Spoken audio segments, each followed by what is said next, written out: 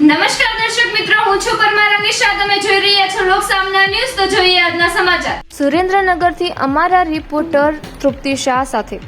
આજે દેશના વડાપ્રધાન નરેન્દ્ર મોદી એક દિવસના ગુજરાત પ્રવાસે આવ્યા છે. તેમના આ મહત્વપૂર્ણ પ્રવાસ દરમિયાન રાજ્યમાં 19,800 કરોડ રૂપિયા કરતાં વધુના વિવિધ વિકાસ કામોના ખાતમુહૂર્ત અને લોકાર્પણ કરવામાં આવશે. વડાપ્રધાન મોદી અમદાવાદ એરપોર્ટ પર પહોંચ્યા બાદ તેઓ કોબા તીર્થ તરફ રવાના થયા હતા. એરપોર્ટ પર તેમનું ભવ્ય સ્વાગત કરવામાં આવ્યું હતું.